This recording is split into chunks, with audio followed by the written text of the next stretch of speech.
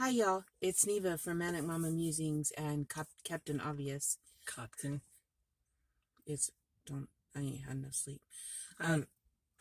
Who pointed out he needs a captain's hat, and I told him a cape also. So this is the X movie,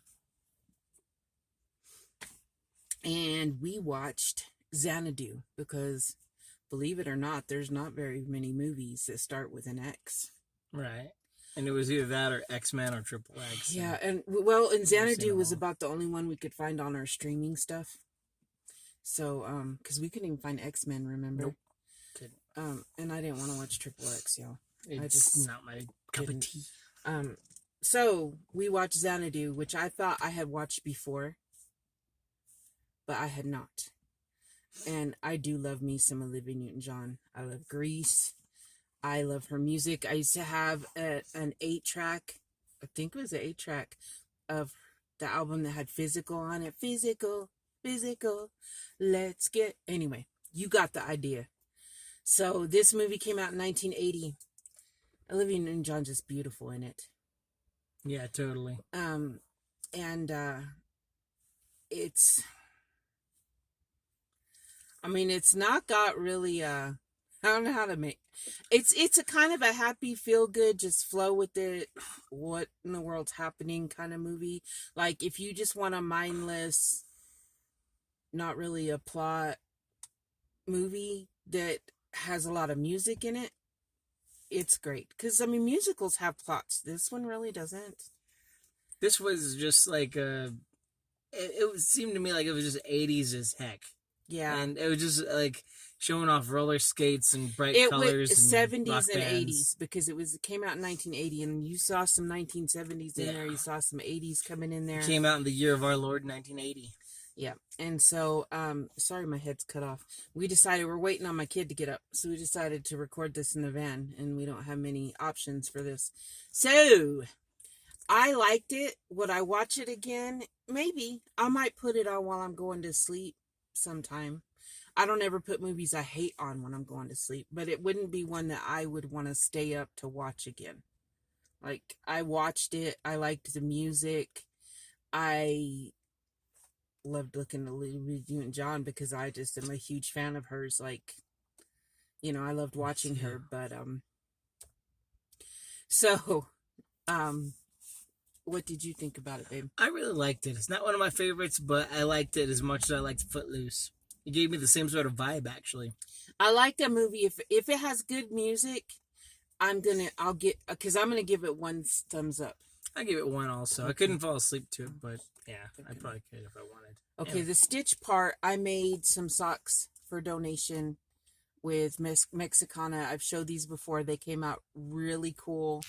And I had started them and I finished them up during the movie. So, yay. And go ahead and give the trivia. I'm not going to give much. There's a whole bunch. This is the last movie for Gene Kelly.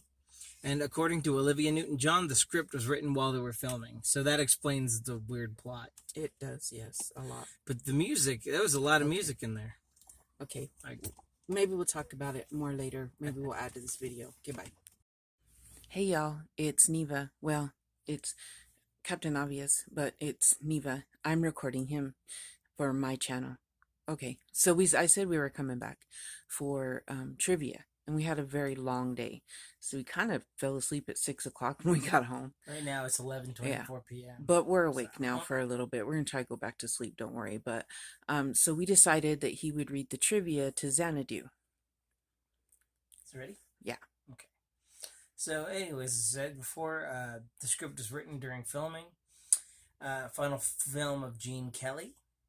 The soundtrack was an enormous success. The song Magic went to #1 on the US pop singles chart. In the UK, the soundtrack album peaked at #2.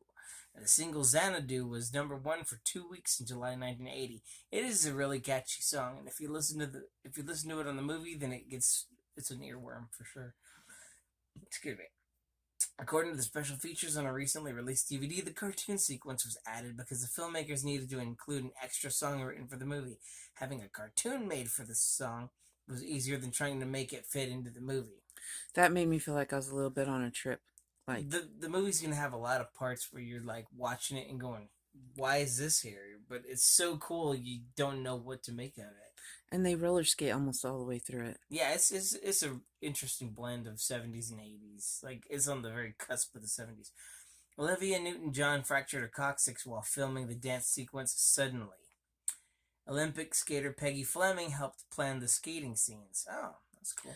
I broke my coccyx in an accident because I was going way too fast, but that's beside the point.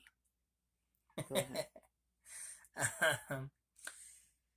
Gene Kelly and Olivia Newton-John's dance number was shot after filming had finished. Kelly choreographed it. His conditions included a closed stage with only himself, Newton-John, and a cameraman, and a choreographer he had befriended, and 2 others. The title comes from the Samuel Taylor Coleridge poem Kubla Khan. The film was meant to launch Olivia Newton-John's career as a solo star. Due to its complete failure at the American box office, it became the one and only time she's received top billing without a co-star in a theatrical release. Wow. And that's kind of weird because, like, Xanadu is kind of it's like for it being a failure, it people know, they hear Xanadu. Oh, Usually, I mean, at least most people I know think automatically, of course, Olivia Newton-John, because, I So guess when you hear Footloose, you think of Kevin Bacon, yeah. When you hear Saturday Night Fever, And and you can picture the movie in your head. pretty much, yeah. The set of the Xanadu Club cost $1 million to build. That was a lot back then. I mean, it's a lot, but it's a lot back then. Let's see here.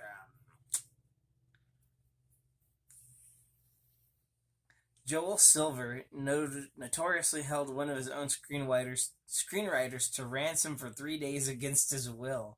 The SOB wouldn't deliver, he said, so I locked him in. Oh my gosh. I didn't know you could legally do that. I think that's called that's kidnapping. Famously received the one-sentence review. In a word, Xana don't. Oh my goodness. Gosh. It wasn't a bad movie. It was just like... Yeah. It's not something I'll watch again, but I was glad I watched it. I liked the music. Yeah, it was more of showing off the musical talents and when the cartoon visuals. thing came up, I was like, am I having a bad trip? Am I in a Disney movie? What is going on? That's literally what you said in that order.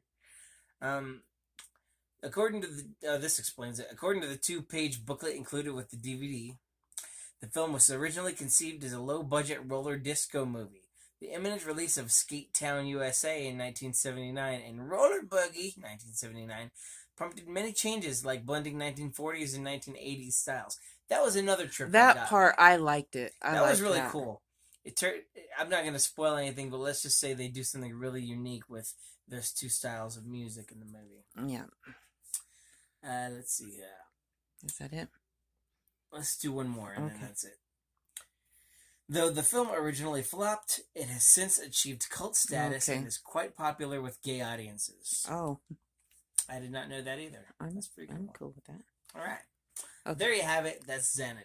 That's from me and Captain Obvious. I'm going to put this together and upload it tonight, and then I'll be back tomorrow with something for Sunday. I love y'all.